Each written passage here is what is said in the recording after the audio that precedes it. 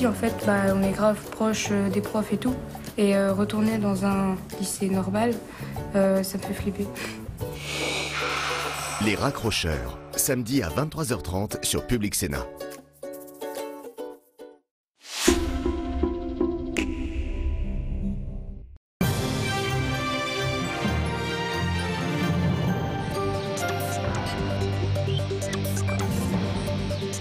Bonjour et à ceux qui nous rejoignent, une deuxième partie de cette émission avec Territoire d'Info, la presse quotidienne régionale, vous savez, qui sont nos partenaires, les télés locales de France qui nous rediffusent, les uns des radios, 130 radios sur tout le territoire français qui sont nos partenaires également, et TV5 Monde. Et l'invité politique en direct sur ce plateau ce matin, c'est Patrick Kanner. Bonjour. Bonjour. Vous êtes le président du groupe socialiste au Sénat, sénateur du Nord et ancien ministre. Et pour vous interroger, à mes côtés ce matin, Oriane Mancini, la spécialiste politique de Public Sénat. Bonjour Oriane. Bonjour Cyril. Bonjour Patrick Et bonjour Hervé Favre de La Voix du Nord. C'est un peu normal. On reçoit le sénateur du Nord ce matin. Merci Hervé d'être là. Vous représentez la presse quotidienne régionale sur ce plateau. Cette même presse quotidienne régionale qui diffusera votre interview sur ses sites internet à partir de 10h ce matin. Patrick Kanner. Tout est parti d'un contrôle policier. Hier soir, il était 20h30. Des émeutes à Nantes, dans le quartier de Breil. Des CRS qui patrouillaient la cité ont voulu contrôler le conducteur d'un véhicule. Le jeune âgé de 22 ans qui aurait été touché au cou est décédé. Évidemment, nuit d'émeute. Vous avez été ministre de la Ville. Je rappelle que vous êtes un ancien ministre. Est-ce que, de votre temps, c'était il n'y a pas si longtemps, vous aviez listé les quartiers à problème ? Vous savez, les quartiers dits sensibles en difficulté sont 1500 en France. Alors tous ne présentent pas des phénomènes de délinquance ou de difficultés sociales majeures, heureusement. Ce sont des quartiers qui ont plein de potentialités. C'est d'ailleurs pour cela que je pense que la politique de la ville est bien utile. Et aujourd'hui, les menaces qui pèsent sur cette politique ne vont pas améliorer les choses. Pour revenir au phénomène nantais, pour un ministre de la ville, c'est l'élément qui fait peur. C'est-à-dire un jeune qui meurt, quelles que soient les circonstances. C'est à la justice, à la police, à l'IGPN de vérifier, de contrôler les circonstances qui ont amené à cette malheureuse disparition et les phénomènes qui se sont suivis. Donc on a là un phénomène d'inflammabilité. Nous avons des quartiers inflammables dans ce pays. Vous les appelez les quartiers inflammables ? Ah oui, bien sûr. Ils sont le quartier où il y a des taux de pauvreté très importants, des quartiers où il y a beaucoup de chômage. Donc attention, danger. Et en même temps, s'il y a eu des menaces contre des policiers, la légitime défense est tout à fait aussi potentielle. Donc attendons la suite de l'enquête et nous verrons bien ce qu'il en donnera. Le rapport de la commission d'enquête sénatoriale sur l'état des forces de sécurité intérieure a été dévoilé. Policiers et gendarmes sont au bord de la rupture. Moyens insuffisants, rythme de travail pénible. Est-ce urgent d'y remédier et comment la presse quotidienne régionale s'en fait l'état ce matin ? Ce rapport est sans concession. C'est un de mes collègues socialistes, Michel Boutan, qui l'a présidé avec un rapporteur LR, M. Grosdidier. Il est évident que la police a subi des coupes inacceptables, sans vouloir faire de polémique. Quand on supprime 12 ou 13 000 postes sous le quinquennat Sarkozy, nous avons recréé une dizaine de milliers de postes. Et il fallait le faire en urgence, naturellement. Mais ce qui s'est passé en plus, c'est la pression sur le terrorisme et la pression pour protéger les Français. Aujourd'hui, les forces de police et de gendarmerie sont au bout de ce qu'elles peuvent accepter. Patrick Kanner, les forces de police, justement, étaient assez démunies jusqu'à présent contre le phénomène des rodéos urbains, qu'on connaît bien à Lille, mais aussi dans d'autres grandes villes françaises.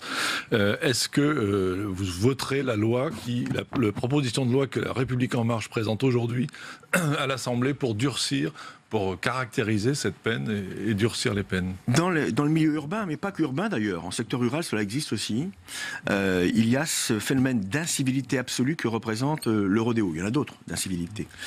Mais le rodéo, ça devient une plaie dans les villes et aussi dans les villages.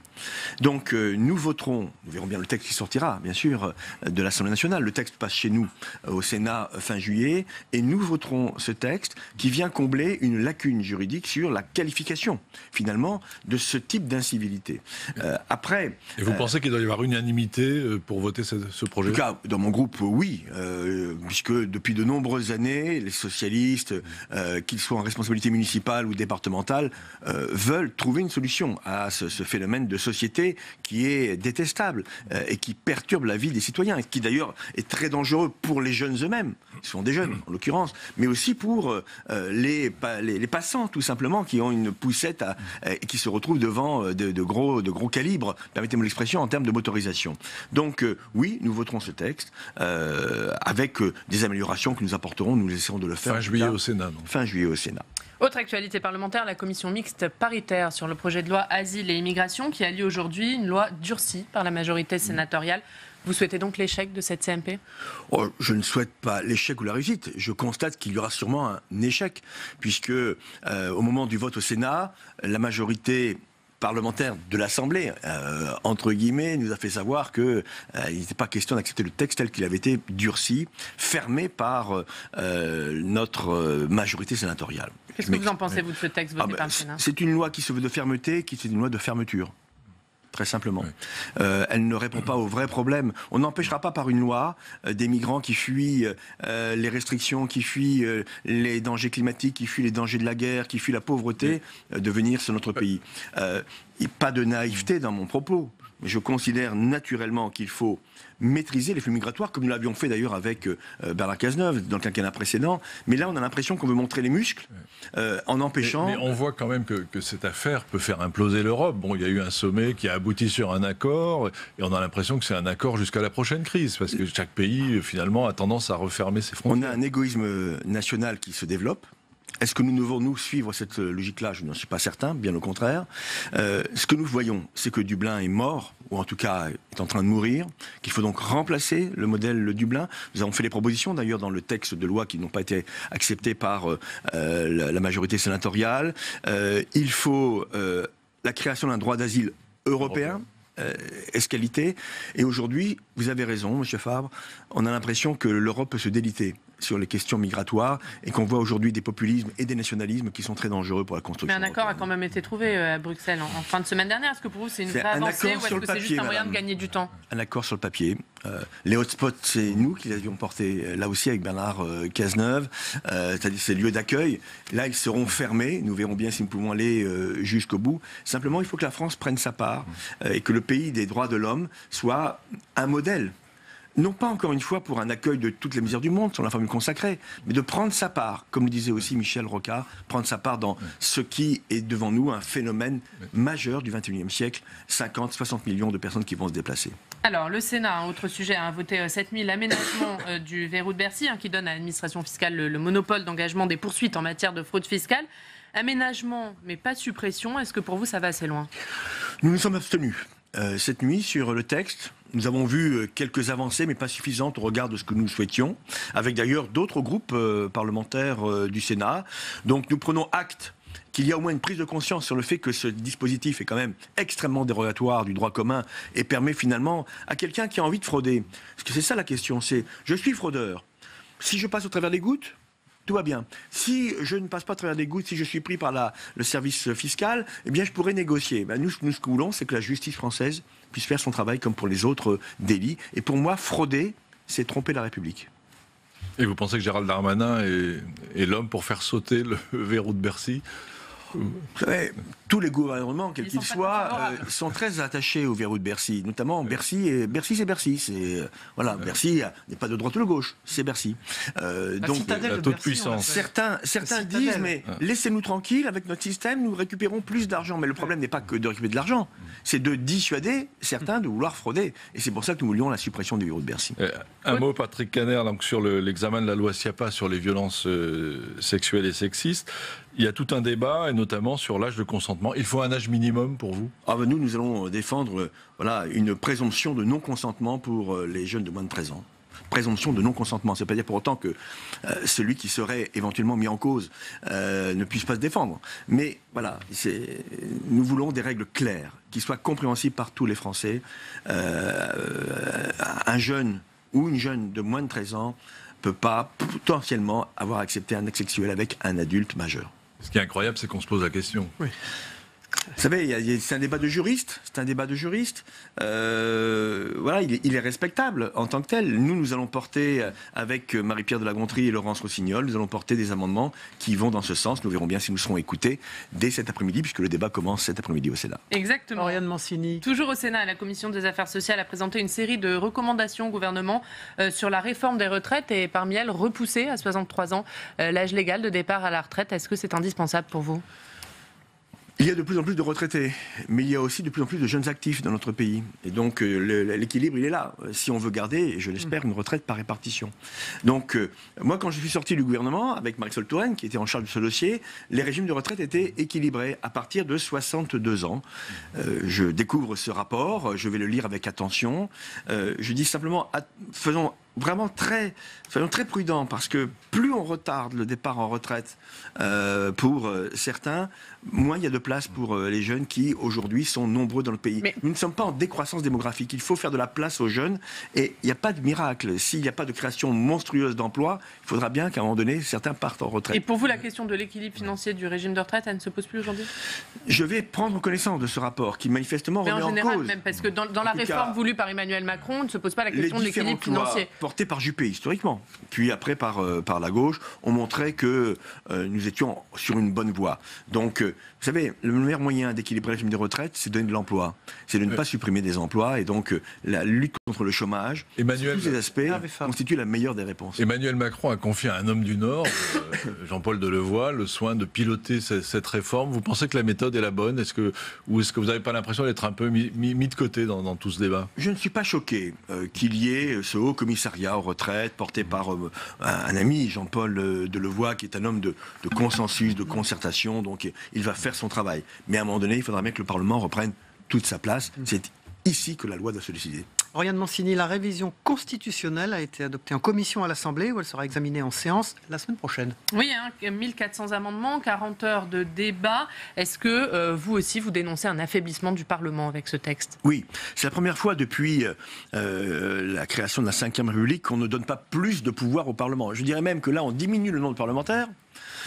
Et on leur donne encore moins de pouvoir. On touche au droit d'amendement, on touche à la navette parlementaire. Je ne vais pas rentrer dans un débat de spécialistes, mais globalement, la baisse des pouvoirs du Parlement, c'est automatiquement le renforcement du pouvoir exécutif. Et la question que je me pose, finalement, en dehors du débat de juristes, c'est est-ce que le président, qui parle souvent de start-up nation pour la France, est-ce qu'il veut gérer le pays, y compris sur le plan juridique, comme une start-up ? C'est-à-dire que les corps intermédiaires ne viennent pas l'embêter dans sa volonté, sa frénésie presque réformatrice. Et est-ce que le Parlement dérange ? Mais est-ce qu'il ne faut pas quand même, il n'y a pas des choses à améliorer, notamment sur l'organisation du travail parlementaire ? Est-ce qu'aujourd'hui ça vous satisfait, cette organisation ? Mais nous l'avons fait au Sénat. Quand le président Larcher, à juste titre, dit qu'il y a des textes très techniques qui doivent passer en commission et de ne pas repasser en séance plénière, il a raison. On peut améliorer. Faut-il pour autant qu'il y ait les totems, et notamment ce fameux totem de la baisse du nombre de parlementaires ? Alors votre groupe, justement, a lancé des consultations citoyennes pour voir un peu ce qu'en pensent les Français. Oui. Qu'est-ce qui remonte de ces consultations ? Est-ce qu'ils attendent une baisse du nombre de parlementaires, justement ? Non, et ils se moquent du droit d'amendement des parlementaires. Qu'est-ce que veulent les Français, et qu'on a consulté ? Ce qu'ils veulent, c'est une constitution plus moderne, qui fasse vraiment la place à l'égalité homme-femme, qui permette le droit d'amendement citoyen, qui permette des référendums d'initiative citoyenne. En fait, faire de la République française une République encore plus démocratique. Elle est démocratique, mais encore plus démocratique avec l'évolution de la société. Aujourd'hui, la tuyauterie qu'on nous présente, c'est une tuyauterie purement technique. Ce que veulent les Français, en tout cas ceux que nous avons consultés, qui ont bien voulu répondre à notre consultation, ce sont des améliorations. En quoi, moi, citoyen, je peux participer à l'élaboration de la loi ? C'est ça le message que nous devons faire passer, tout en évacuant certaines scories de la Constitution, par exemple le mot race, mais qui a déjà été supprimé en commission à l'Assemblée nationale, qui va disparaître, je l'espère en tout cas, définitivement à partir du débat que nous aurons au Parlement. C'est Patrick Kanner, le président du groupe socialiste au Sénat, qui est notre invité politique en direct dans Territoire d'Info. Emmanuel Macron s'exprimera lundi devant le Parlement réuni en congrès. La France insoumise a décidé de ne pas aller écouter le monarque, comme ils disent. Est-ce que vous comprenez cette position, vous ? Non. Non, mais la France insoumise, si vous voulez, c'est l'extrême gauche de la posture, ou de la posture d'extrême gauche, vous le prenez dans le sens que vous souhaitez. Nous serons présents. Je m'exprimerai comme président de groupe, avec aussi pour l'Assemblée nationale Valérie Rabault, S-Qualité. Donc nous ferons notre travail. Moi, ce que je regrette, c'est que le président n'écoute pas les réponses des groupes, mais pour des raisons constitutionnelles. Il n'a pas le droit d'assister à ce débat. Et donc si le président prend l'habitude de convoquer le Congrès pour faire une sorte de discours sur l'état de l'Union, eh bien allons jusqu'au bout. C'est-à-dire que ce soit non pas lui qui décide, mais que ce soit un rendez-vous régulier prévu par la Constitution, et à ce moment-là, il pourra écouter les réponses. C'est une suggestion que vous faites ? C'est une Faut le mettre dans la suggestion. révision constitutionnelle, ça Bon, écoutez, je ne suis pas suivi par tout mon groupe là-dessus. Parce que Vous êtes minoritaire dans votre propre groupe ? Certains pensent qu'il faut une séparation totale entre le président. Mais comme maintenant le président a le droit de convoquer le Congrès, et qu'il le fera tous les ans. Et qu'il le fera tous les ans, moi j'ai envie de dire, constatons cela et allons jusqu'au bout. En tout cas, nous serons présents. Et hier, y compris au bureau national du Parti socialiste auquel j'assistais, eh bien, les deux groupes ont décidé d'être présents. Alors, lors de ce congrès, il dévoilera notamment les grandes lignes de son plan pauvreté. Qu'est-ce que vous en attendez ? J'en attends une volonté d'équilibre. Vous savez, Emmanuel Macron a été élu sur 2 idées, puis il en a rajouté une troisième. Libérer, protéger, unir. Libérer, ça on voit. On voit les procédures d'une politique très très libérale. La protection, allez dire ça aux personnes âgées qui payent aujourd'hui la CSG, allez dire ça aux contrats aidés qui vont voir perdre leur contrat parce que les contrats vont être supprimés, notamment en 2019, après toute une série de chutes en 2017 et 2018. Allez parler aux quartiers populaires qui n'ont plus de perspective en matière de politique de la ville. Protéger, le compte n'y est pas. Le compte n'y est pas, et donc j'ai entendu le président Macron à la mutualité. Très bien, il y a des choses intéressantes, mais il faut des actes. Patrick Caner, là je voudrais m'adresser à l'ancien président du département du Nord. Est-ce que vous auriez signé le pacte de confiance que l'État impose, selon certains, aux collectivités territoriales? Il y a une fronde aujourd'hui. Je vais vous répondre. Pour limiter la hausse de leurs dépenses. Mais ce que je n'accepte pas, c'est la démarche un peu... vous connaissez les Horace et les Coriaces, vieille racine, sans jeu de mots. Moi, j'aurais préféré les Horace et les Coriaces. C'est-à-dire résister. Vous reprochez aux 70% de collectivités je ne leur reproche rien. Elles avaient le couteau sous la gorge. C'est vrai que nous-mêmes, nous avons baissé les dotations aux collectivités parce qu'il fallait rétablir les comptes de la nation, et nous l'avons fait avec un déficit qui est aujourd'hui en dessous de 3%. Nous l'avons fait. Mais nous l'avons fait dans la clarté. Là, c'est le nœud coulant. C'est venez à moi avec votre nœud coulant, votre robe de bure, et nous allons vous dire comment il faut faire. C'est la fin d'une forme de décentralisation. C'est la liberté, finalement, en collectivité. C'est le préfet qui devient une sorte de censeur sur les dépenses de ces collectivités. Ces collectivités qui ont signé, je ne leur reproche rien, il y en a de gauche. La ville de Lille, la ville de Vinodasque dans le Nord l'ont signé. Il y en a de gauche, mais elles l'ont fait parce qu'elles ne voulaient pas perdre d'argent. Donc si c'est ça la relation entre l'État et les collectivités, eh bien on est en train de vivre un retour en arrière exceptionnel sur le plan historique. Et les associations d'élus ont bien fait de claquer la porte de la conférence des territoires? Elles ne viendront pas. Il faut qu'elles aillent jusqu'au bout. C'est-à-dire qu'il faut absolument rééquilibrer cette relation. En tout cas, pour répondre à la question, M. Fabre, que vous m'avez posée, si j'avais été encore président du Conseil général, je n'aurais pas signé. Je sais les risques que je faisais peser sur le plan financier au département, mais nous aurions négocié. Il nous reste très peu de temps pour parler des municipales à Lille. Vous me voyez venir.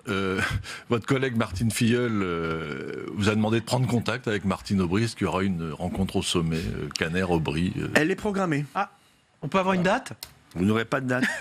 Je vais être tranquille. Avant l'été ? Pendant l'été ? Ce sera effectivement pendant l'été. Elle est programmée. Martine Filleul est dans son rôle quand elle demande à rapprocher les points de vue. Vous savez, Martine Aubry et moi, nous avons des points communs. Ils sont rapprochables ? Nous avons des points communs. Nous sommes tous les deux socialistes. Nous voulons que le Beffroi reste à gauche. Nous ne voulons pas de remise en cause des acquis de tant d'années de progrès social dans cette ville. Donc, je pense que nous devons travailler ensemble, que nous devons progresser ensemble, et chacun aura la place qu'il doit avoir au moment des municipales. Vous voyez que je suis là dans une logique d'apaisement. Je souhaite l'apaisement et je résisterai à tous les petits coups qui existent. Fabre meurt d'envie d'une dernière question. L'apaisement, ça veut dire que vous pourriez retirer finalement vous dire que finalement vous laissez Martine Aubry. Je n'ai pas dit ça. Je n'ai pas dit ça. Débat entre gens du Nord, là. Il faut d'abord avancer et poser un diagnostic. Et nous aurons une bonne ordonnance. Patrick Caner, je vous dis tout à l'heure, vous êtes ancien ministre, vous êtes aussi ancien ministre des Sports. Vous parliez des coriaces tout à l'heure à propos de la conférence des territoires. Alors l'équipe de France, c'est des coriaces. Qu'est-ce que vous leur imaginez comme destin ? 2-0. Ah, carrément, là, vous y allez. Contre l'Uruguay ? Contre l'Uruguay. Vous y allez. Pronostic de l'ancien ministre des Sports. Écoutez, une Coupe du Monde, c'est 7 matchs. Voilà, il y en a déjà 4 de passés avec succès, ou quasi-succès. Voilà, le 5e arrive vendredi prochain à 16h. Il va y avoir beaucoup de monde devant la télé à 16h. Je vais sûrement aussi au Public Sénat. Voilà, j'étais un peu déçu de la phase de poule, mais l'équipe de France, je la connais un peu. C'est un diesel. C'est pas très à la mode, les diesels. Mais voilà, il faut du temps. Et là, je crois qu'ils sont partis maintenant et ils seront difficiles à arrêter. Un mot sur Christopher Froome, qui prendra finalement le départ du Tour de France samedi, un temps soupçonné de dopage, finalement blanchi. Est-ce que c'est une bonne chose qu'il soit au départ de ce Tour de France ? Moi, je ne sais pas à commenter les décisions du CI ou des instances antidopage. Il est blanchi, donc il doit pouvoir participer. Patrick Caner, président du groupe socialiste au Sénat, ancien ministre, d'avoir été notre invité politique ce matin. Merci Hervé Favre de La Voix du Nord, on l'avait compris ce matin. Et merci Oriane Mancini. On passe au débrief de vos propos dans un instant. Merci.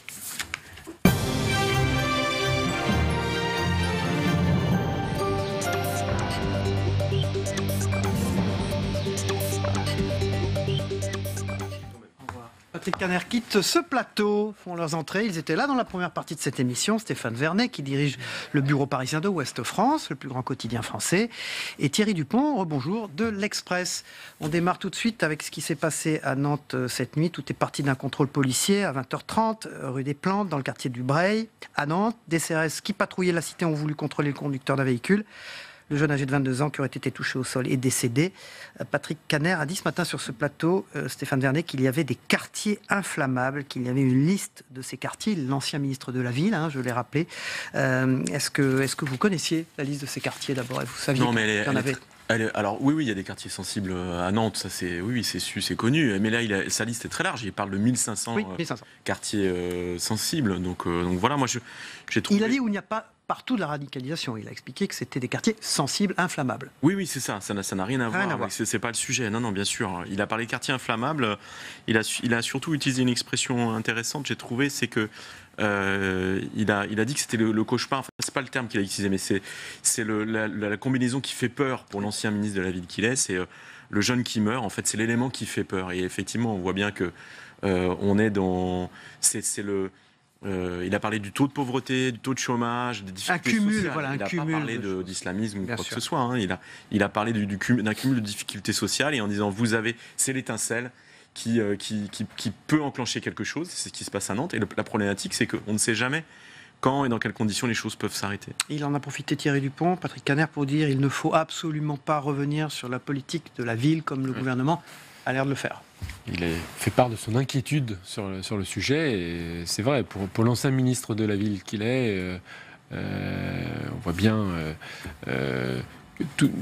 disons que le gouvernement actuel ne s'inscrit pas du tout dans cette perspective.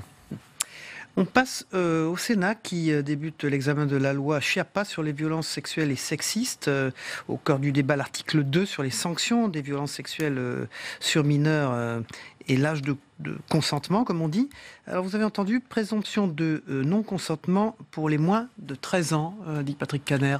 Oui, alors si je me souviens bien, moi j'avais suivi une proposition du Sénat qui allait encore plus loin, mais il y a déjà plusieurs semaines, et qui disait que au lieu de fixer un âge minimum ou minimal pour le consentement sexuel, il proposait carrément en fait d'instaurer une présomption de non-consentement quand la différence d'âge était très importante entre les deux partenaires, quel que soit l'âge. Là, c'est pour les moins de 13 ans. Oui, alors c'est le groupe socialiste. C'est le débat épineux. Mais vous savez, quand les sénateurs avaient fait cette proposition de tenir compte de la différence d'âge, la réaction, l'interprétation, ça avait été de dire en fait, ils veulent pas fixer un âge minimum, c'est scandaleux, etc. Alors que ce qu'ils proposaient, finalement, allait beaucoup plus loin que la notion d'âge minimum.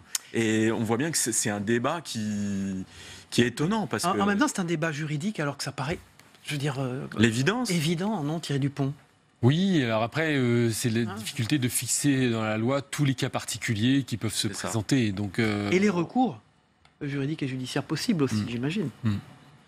Est-ce que sur ces thématiques-là, donc c'est la secrétaire d'État Madeleine Schiappa qui s'en occupe, est-ce que vous pensez qu'il peut y avoir des divergences? Non, tout le monde sera d'accord là-dessus.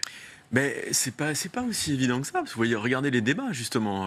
Est-ce qu'il faut fixer un âge minimum? À quel 15 ans, 13 ans, etc. À quel moment? Et on voit bien que dans les différentes propositions ou solutions envisagées, ça fait quand même débat. Donc sur le fond, tout le monde est d'accord, mais encore une fois, dans la mise en œuvre, c'est-à-dire que si vous voulez, il y a le débat public, l'image que ça donne et la conversation Café du Commerce qu'on peut avoir sur la question. Mais il ne faut pas oublier que nos parlementaires, que ce soit les députés ou les sénateurs, eux se posent aussi la question à juste titre de l'application dans la loi. Est-ce que c'est réaliste? Est-ce que ça va fonctionner? Quelles sont les incidences qu'il peut y avoir? Et du coup, on a l'impression qu'ils procèdent à des espèces de tambouilles, de petits calculs. Mais en réalité, si on veut que ça marche, il faut aussi trouver la juste mesure. Ça ne sert à rien de créer un seuil ou une interdiction qui soit inapplicable ou qui ait des effets induits qui font qu'on se retrouve dans des situations inextricables. Vous n'empêcherez jamais, dans un débat de ce type, les arrière-pensées politiques de savoir quel est celui qui défend le mieux le modèle familial, qui défend le mieux la vertu. Bon, voilà. Vous aurez... Il reste une petite minute pour parler des municipales à Lille. Donc rencontre au sommet, vous avez vu. Patrick Caner, Martine Aubry, dans l'été. C'est programmé pour l'été, a-t-il dit.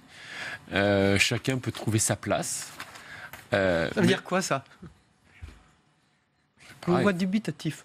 Non, il faut voir, il y a plein d'échéances à venir, donc je sais pas, il faut voir. Moi, j'ai trouvé la réponse très politicienne, pour le coup, en fait. Ils souhaitent l'apaisement, nous devons progresser ensemble, donc chacun doit trouver sa place. L'intérêt commun du beffroi. Ouais, voilà. Mais moi, je leur propose de faire un tour dans le petit camion Xavier Bertrand, après tout. Alors, je vous livre. Xavier Bertrand, lui... pense que Martine Aubry n'est pas si mal placée pour repartir à la mairie de Lille. Je trouve qu'elle a toutes ses chances. Merci Thierry Dupont de l'Express, dont vous faites allusion à l'article que vous signez dans l'Express cette semaine sur Xavier Bertrand. Merci Stéphane Vernet de Ouest France. On va regarder ce qui s'est passé dans le monde ces dernières heures avec le Zap Monde de TV5 Monde. Ce que vous devez savoir de ce qui s'est passé dans le monde, on le regarde ensemble.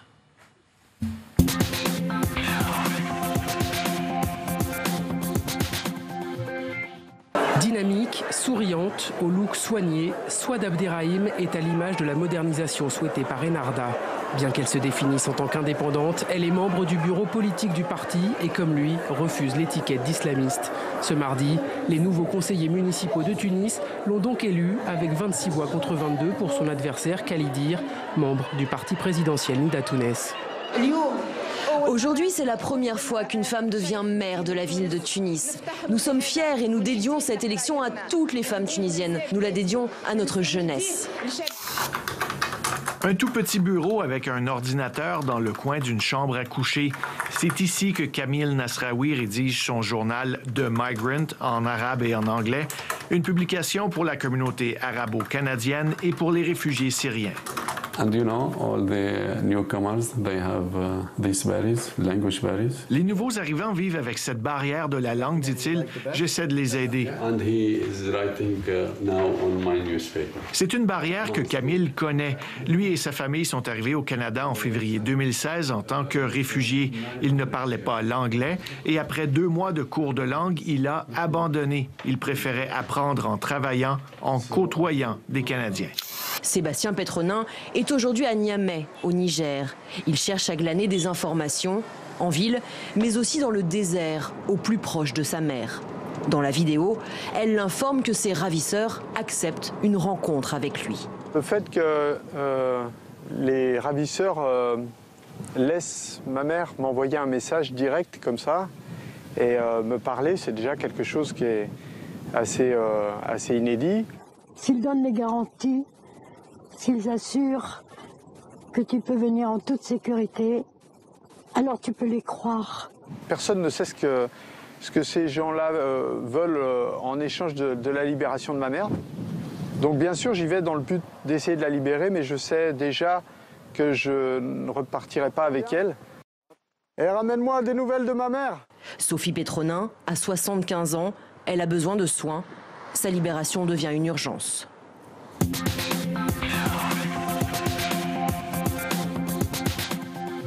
Merci de votre fidélité. On se retrouve demain à la même heure pour une nouvelle émission. Bonne journée à tous. Au revoir.